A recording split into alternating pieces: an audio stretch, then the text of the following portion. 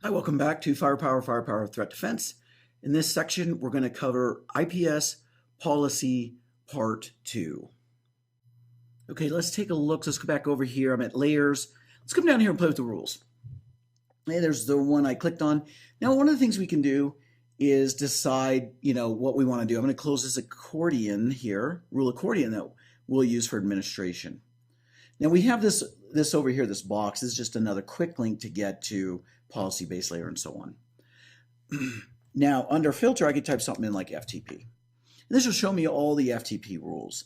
Notice they're all set below. We can come down now, click here, and we'll see all the rules for FTP that are set. Why are these ones disabled? Well, you'll guess it. If I click on it, you'll see that they're very high overhead on day. All right, so these are drop and generate events. And so there's quite a bit that are disabled. Maybe we want to enable them. You can turn on very high overhead rules. Now, let's say you wanted to turn on a whole lot of them, but we were worried about it. Well, we can go into the advanced tab of our ACP. Let's see where that is. Come here. Here it is right here. If I go into the advanced tab here, that's what this is for, performance settings here. This allows me to configure this right here on how many rules and the packet handling and thresholds and so on. So you'd want to play in that if you were turning all these on. Doesn't mean I can't turn 300 rules on. The other thing this thing is to understand on the filter bar is it's additive, right? So FTP, because I didn't spell telnet right. I don't know, I've only been using telnet forever, so how about, let me try that again. FTP telnet, there's 5 rules, right?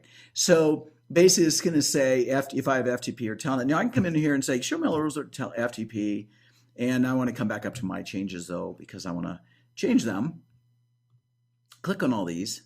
And say I'm going to make these drop and generate events because we don't even allow FTP. So if we see something bad, right, you should use secure FTP, right? But most people just use FTP. And telnet still. I see that a lot. So we'll see telnet here. And those are the rules I just turned on, right? And then I can turn on these other rules. If I look down here again, I'll come down here and get an idea. There's 55. These are set above, those ones I already did. Look at all the ones that are disabled, right? It's very possible that you don't want to turn these on. This is one of those things where I just go and make sure they're all off because we don't use telnet, guarantee that it's not allowed anywhere. But if it is, and it shouldn't be, maybe I'll just turn these on for the fun of it.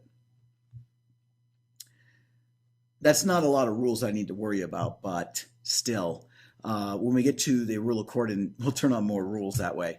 So I'll get over here. I'll clean. Now, remember, you got to clear out the filter bar. It's additive, right? So let's say now that I wanted to take this guy here. Let me see which one of these is a disabled or blocked. Let me do this one again. FTP. Come back over here and here. So Sigma Solutions here. I'm going to come here and click on this guy and notice he's a drop. I'm going to say, you know what? I'm at Sigma. I'm getting false positives. I'm going to make this a drop and generate event. And so I want to get events and I want it to be drop. Oops, it'd help if I click on it, wouldn't it? So I clicked on that and now this will become a generate event. Should. I keep changing that to drop and generate event. I want it to just generate event. That's the problem. Okay. Come on.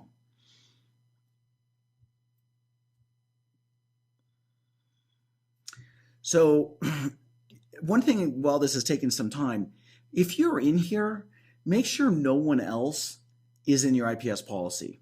It could either corrupt it or you'll just lose all your changes at a minimum. Could get it corrupted easily. Okay, so here now I'm at generate events. Now, there's a couple things I'm going to do because I'm at Sigma and their R&D is triggering this. Right? I don't want it to drop everything considered a false positive. So one of the things I'm going to do some event filtering. Right? So under event filtering, I do threshold, suppression, and then remove those. Let's start with suppression. Now I want to have you be careful here. You never want to suppress a rule. I kind of wish they didn't even have this in here. If you suppress a rule, I would say, okay, I want to suppress this rule. In other words, especially if it's a drop rule. If I was to suppress a drop rule, it'll drop traffic and never tell me. That's what this means. Suppress it. Never give me an event. That's kind of never suppress a rule. I can suppress a preprocessor, but I would never suppress a rule. So what I would do is you'd be better off disabling the rule than suppressing the rule. what I want to do is I want to suppress by source. So here I'm at sigma, and their R&D is this, and it's going to be a drop, just a generate event for this network. I'm saying I don't even want to hear about it because it's false positive, forget about it. It's not dropping, it's false, boom. I suppressed a source from giving me an event on this rule. Now, there's some other things I can do and come under threshold. Now, what the limit does is I usually do this by source. The limit says, hey, I can only get, 10 events in 10 minutes, right? So I'm basically saying, I don't care what happens after 10. Doesn't really even matter if you get more than one. The reason why I probably wouldn't use something like this, I like to see how many I get, because sometimes rules just trigger, and getting one event on something isn't really a big deal. So, I mean, it can be. Don't get me wrong. I don't want to blow that or make that under state that. The fact is that this case here, if I'm getting a whole bunch, getting 10, that or more than 10 wouldn't matter to me. But we could also do like threshold and say I have to get 10 in 10 minutes before I get an event, right? So typically I'll use both. I'm going to get 10, I'll say I only want to get one every 60, I have to get 10 in 1 minute before I get a certain event, one event, right? So I'm going to probably use something like this more than those other ones, saying because I might not take this serious because I get false positives on this rule. I'm not going to take this serious unless I get 10 in 1 minute, right? So if I could actually get up to 19, right, and it's still in 1 minute, and I'd get one event. The minute I hit 20, I'd now get my second event type of thing. So I'm going to go ahead and do that. So I'm going to limit the amount that I get in this case. Probably don't need to do both. I got the suppression, and then I've got the threshold on that. That's very nice. Now, this is going to stop me from getting too many events and, showing me too many events. And if I get them, though, so let me tell you something. If I get an event and I say, oh, that's bad, I need to make this a drop rule, right? So I'm getting an attack. I'm getting 100 events in a minute or whatever. And the fact is that I have to come into my IPS policy, change this, find the rule, change it, save it up here, go up here, save it, and then redeploy, right? We don't want to do that. That's too much work. So they created something called dynamic state, and this thing is awesome. So basically, it's called rate-based or dynamic state, and what it's going to do is change it for me for a period of time. Now, this is the one I want to do by rule. I say if the rule, and I was to get, 50, maybe I'll go less, kind of depends, 25 in 5 minutes. Less than that, I'm just not going to pay attention to it. It doesn't seem like a problem. I'm at Sigma. It's not going to, I get those all the time. But now I'm getting 25, or maybe I even make it higher, right? I'm going to say be a drop and generate, make this a drop and generate event for 5 minutes. If I don't get any more events after that, then I'm going to set it back to just generate events instead of a drop. This is a very, very cool process here, how this does this automatically for us. That's nice. Now onto the alerting. Basically, this allows me to set an SNMP alert, because one of the things I can do is on this particular rule, I can say send me an SNMP alert. We could do it from here, or we could see when we get to our correlation policy, we can do something like that as well. But this is the way we can do it per rule. Next thing I want to do is add a comment in here on this rule, added suppression threshold. See if I spell it right. I need 2 P's. And dynamic state. Now, this would, if I'm logged in as not admin, and we get to the user, the user part, right? We will never log in as admin. But nonetheless, if I'm logged in as Todd, it'll name the name, date, and time, so I don't even have to worry about that. Okay. Now, the one thing is, if I come below, I won't see these filters. However, the one thing I will see, if I come down here, is the comment. Okay? So if I double click this, come down here and go, there's a threshold, suppression, dynamic state. None of that's set here, but there's the comment. I can see the comment. So if I come up here, notice it keeps it up right where I was. And now I'm going to see the threshold the suppression, and the dynamic state, and the comment. And I can delete that if that's what I want it. You can't edit it, but you can delete it, right? So, okay, very cool stuff. That's a way to use the filter bar to find what I want. Now, the other thing I can do is say, I want SID 3409. I just make up some number. There it is. And say, that's a bad rule for Windows because I've got a Windows from 1997. And I want you to be a drop and generate event, right? It's a snort ID, the snort ID. It's a text rule. So that's how we could use the filter bar. Just remember it's additive. Now, one of the things I want to show you in here is how to use the rule accordion. So under the rule configuration, I could notice I'll hit rule state and I'll say, show me all the rules that are set to generate events or drop and generate. Be careful here, guys, on this rule accordion. Be very, very careful, because if I'm down here where I have 33,000 rules and I come here and say this, well, you might as well go to lunch because it's going to sit here and spin for a while. But if you're up here, you want to do it in what's in my changes. Just be careful where you are. So under rule state here, I'm going to click here and say generate events. There's two rules that I did, right? There's this one here, whatever these are. The Sigma, right? That's the one I did, and that was some other one that I had. That's the first one I did. Show me all the ones that are drop and generate event. 361, those are going to be my FTP and telnet. There's some DNS, notice the FTP stuff. Show me all the ones in disabled and so on. Show me all the ones that, now this is kind of important here. I use this. Show me all the ones that have dynamic state on by rule. And notice that didn't show anything. Why? Because this filter bar is additive. So to make that work, I got to clear it out, then click by rule. Right? Notice it's coming back real fast because I'm in my changes. Right? And then we could say, show me all the ones that are suppressed by source. That's not going to work. Well, it did actually. Dynamic state rule by source, right? So it did show me that. That's pretty funny. So if it matched, it matches, right? But in this case here. And that's why I would use this. I could also look for rule content. I don't use this one that much, but you can come up here and look for specific things in a rule. Category I use, though. First, I'm going to clear this. And I'm going to say, you know what? We use Firefox. And some of them have, a low code, old version, and that's one of the worst things you can have. So the Equifax issue, that big issue was a problem with IE, right? Just wasn't updated. Very, very small update. Pretty crazy. 248 rules. I'm going to say, hey, man, we use Firefox. Maybe I want to turn all these on. Now, I might want to look at some of these and understand the rule overhead here of that. Well, look at that. Well, that's not good.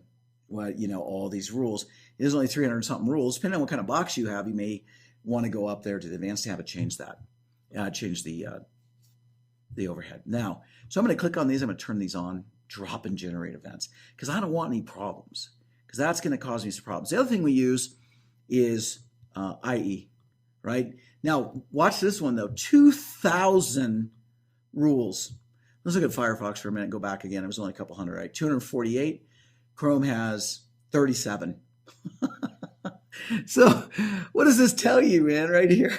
Don't use, and this includes the Edge or whatever that is that I hate. So everyone hates it. And so there's some there's Microsoft Edge right there. You absolutely, if you're using IE in any way, you better turn on some of these rules. Better pay attention to those, right? Now, be careful, guys. Just because I'm turning all these on here, I'm in a lab environment. I am not telling you to go turn on thousands of rules like this. Okay, so you need to pay attention. I'm just giving you some examples of what you can do based on your network. Okay, so I'm going to get some emails going, you brought down my network, I got fired. All right, so just be careful. Now, the other one that I use is the Microsoft vulnerabilities. Now, if we were to look under here, and let me come here and up here and go to Talos. Let's take a look at this. So I showed you guys under here, under vulnerability, there's Reputation Center where we downloaded the blacklist. We could also look up IP domain reputation. That's that bright cloud that we looked at earlier. That's what that is. We could put a SHA in here, right? We can naming conventions, but the blacklist is what I usually get out here. right? But the other thing I get out here is right here, right? Microsoft advisories. And you want to come through here and you can start looking at, some of these are kind of old, right? So you might come out here and go, oh yeah, this one's been around for a while. But you can get the CVEs, and then it will tell you what the SIDs are right here. So I see, hey, vulnerability exists, and the SIDs that, if you use this font driver, right? So you might probably not, but SIDs 35105 through 35108, we can go search on those, make sure we have them. If not, we can import those rules, right? And that's why we would come out here and look at that. So if I was to look at this and look at the Microsoft vulnerabilities, I would come down and get the number of that vulnerability and then see if I have it. And the way to do that is to click on one of these, right? Here they all listed here. And the latest is 17 something, 1722 or something like that. This one's kind of hard to get through here. So you can look at these. Now, let's say that you come up with a number that you don't see in here, and that's fine. So we could type this in, and oops, I got to clear out the filter bar. I want to type this in. We're probably going to see them all the ones that are in here. Well, there's one right there. And let's say it's 02-10. Notice what I did is I just clicked on one here. I don't know if I just made that up, but the point is you have to type out this whole thing to find the vulnerability. So what I'll do is I'll just click on one and then change these numbers. And then we'll go and enable those. So this thing is hard to traverse. And the minute you click on something, it takes you back up to the top. So I want 22. And so let me click on that. Let me clean that out and then click on this. Yeah, see, it took me back to the top again. Gosh. I still want it. So I'm going to get it done. Gosh. There it is. Okay. Oh, it was up there. And they were already blocked. So I already had it up there. Okay. The other thing we could look at, platform specific. Say, show me all the rules for Apple or Cisco or digital. If you have digital, you have bigger problems than this. So preprocessors, we'll get back to this one, but this is when we do our network analysis policy. And we could say, show me all the ones that have high priority, low priority, and medium, and so on. Now, however, let's get to the most important part of this rule accordion, and that's right here. Notice I have this rule update here, and I got to clean my filter bar out. And now this is the one that was originally, this was a new FMC for this class. So that was originally in here. Now, if I want to do this and put in new updates, which I will, system updates. So how do I get the updates in here? You can do it manually. That takes a little bit of work, doesn't it? Let me click on here, and here's basically the updates for the FMC and FTD boxes. It looks like there's a new patch out. Nice. Rule updates right here, and there's geolocation, right? And it's saying, hey, if you do this and deploy, it's going to cause traffic interruption, right? That's kind of new. I guess a lot of people complain or something. So right now, I could say download and import. Now, if I did that, it would give me an error, and it's either going to corrupt my IPS policy, or it's going to just take me out. I'm going to lose all my changes. One of those two things are going to happen. And that's the same thing if someone else comes in here, because it's going to take over. The other thing it might do is just say, I can't do it. The policy's being edited. It kind of depends. So it says, even tells me this right here. That's new too. Importing will discard all unsaved intrusion policy network analysis policy edits. Admin is adding this, right? Okay, so it's good that's new. That's nice. But so what we're going to do is this. I'm going to say, I want it daily at 11 p.m. That's fine. And then I want it deployed or not deployed. I'll just say, tonight, give me the latest updates. So I'd come in here in the morning and I would see them and then decide what I want to do. Now, so let's do this. Let's come back over here and say, show me everything that's changed since the last update. All the rules that have changed. Golly, so there we go. Nothing has changed, right? Because it's brand new. So our new update, tomorrow I would come in here and look, and I would get thousands of changes. But what's new? Well, all of them are new, right? So this isn't very fun this way. It's better to have an update in here. Now, here's why I'm saying this. What's new? Well, those are your common attacks. And what are we going to see? So we're going to come down here over to this on the Cisco policy, which you can't change. One of the things we're going to look at is all the ones. So let's say we get 300 new ones. Well, all the ones with very high overhead are disabled by default. You may need to turn those on. So you're going to come in here and you're going to say, oh, okay, these are all disabled. Oh my God, I absolutely need this. Or I've looked out for attack on Intalos. They sent me these on purpose. They need to be updated. And I can come in here, find out what's new, click here and set them all to drop and generate events. Very, very, very important. Okay, some good stuff here, guys. So I'm going to come to my policy layer now. I've made quite a few changes.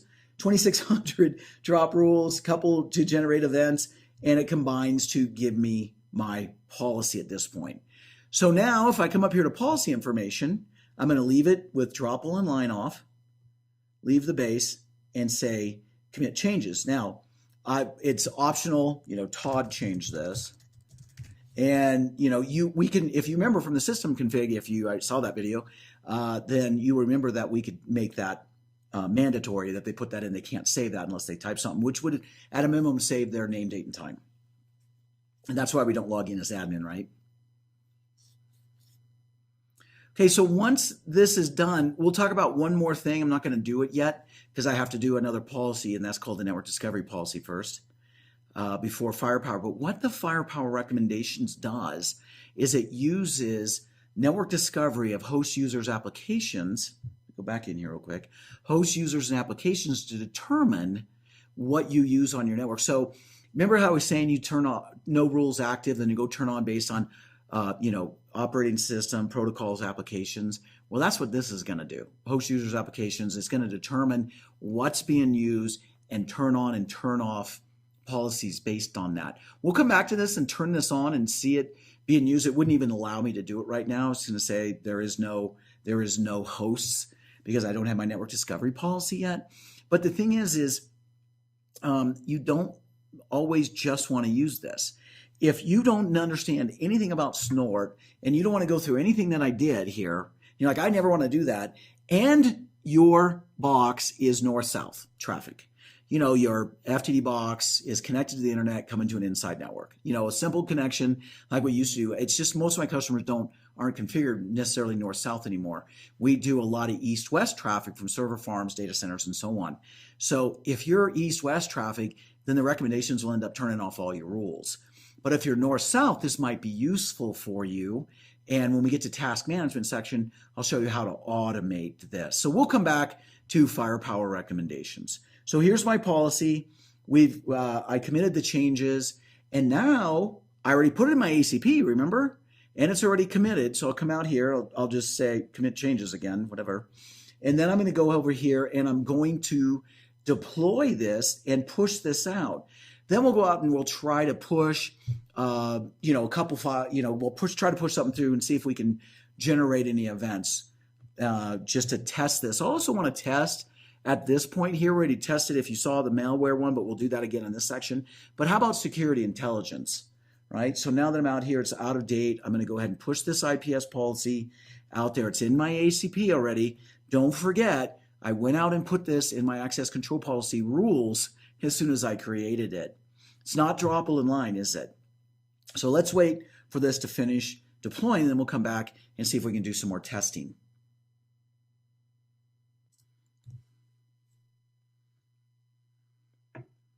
Okay, looks like it's finished. So guys, the way that you could test something like this, check this out. If we go into the IPS policy and we can search for some stuff and then try to trigger that. This is a way to do it. If you had Kali, it'd actually be easier. So, but let's go ahead and open this up and look at a rule. And I'm going to use a filter bar and let's just search for some CNC rules. Okay, so I'm going to come under here to rules, which is the same things here. It's the same rules as this one, isn't it? All right, just a quick link. So I'm going to come under here. I'll just say, hey, show me all the ones that have CNC in it. There we go, right here. So I'll just copy this. Copy. And I already had one there. And then paste. This is a way to do it. Right, Kali would probably be the easiest at this point to do something like this. But what's something else out here? I want to test more than IPS here. I want to come back. I'm going to come out here, minimize that. I'm going to go to the blacklist that we pulled down from Talos. That was in the object section that I did this. So if you're wondering, if you haven't seen the object section, wondering what I'm doing, there you go. I'm going to copy that, and now I'll just open up a new tab here, let that one run, causing some problems. And now these are going to trigger security intelligence. So what I want to test now is security intelligence. So, and that's what this does. I'm just picking some random IPs in here, right? Kind of resolved that one, interesting. So these are bad guys. These are in those Cisco blacklist objects. Okay, so that's going to test my security intelligence. I got IPS. And then the other thing that we did was before, we also did malware testing coming out here to acar.org and try to download malware. So I think I sent quite a bit of stuff. And, you know, we did IPS event.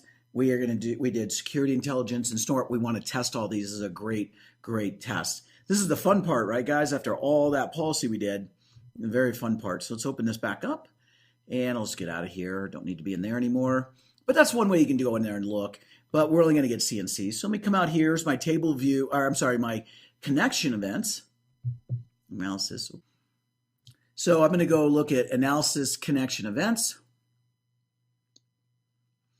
And notice that on the, and we'll get through this later, but this is my indications of compromise now because of the attacks that I sent. And now we can see here's some file blocks. That's when I did my malware. And then if we were to scroll down, we would see our IPS events on the next page and so on. There was a DNS block right there. Now, hold on a second. Security intelligence events. Right, we should have some. I just blocked some. Remember I had, when I put these objects in, I'd put some monitor up. See, look at this. These are saying they're monitor mode. You don't want to do this. I only did this for the class so I can get some events through. Had I not done this, I wouldn't have gotten my IPS events I'm about to show you because they would have been blocked. Security intelligence is awesome. So in production, you don't want to do this. But we can see there's nothing you do here because these are already blocked, right? Except for these ones that monitor, they're monitor. These are blocked. So, you know, saying, oh, you're a bad guy, I'm going to right-click blacklist you. You don't want to do that because these guys are already blacklisted. That's why they showed up here. So next thing we'll do is go to intrusion events. See, if we should have a couple that CNC. I know I had the chicken killer in there, and I was testing another one. Well, I was waiting for it to deploy, and then we went and searched for that last one. Yeah, the 031 here. So we can see that we have these here. Again, had I not put those malware ones in monitor mode and security intelligence, these would have been blocked there, which would have been great for production use, right? So we'll then go through these and show you how to edit these when you do network analysis. And just lastly, we're just testing our whole environment here, aren't we? Making sure we're getting connections, we're blocking URLs, you know, we're getting interactive blocks, right, with our URLs we saw, and now we saw our malware as well. So great stuff, guys. IPS section, there's a lot to it, isn't it? And we're going to come back to that after we do network discovery to do our firepower recommendations and taking a look at that.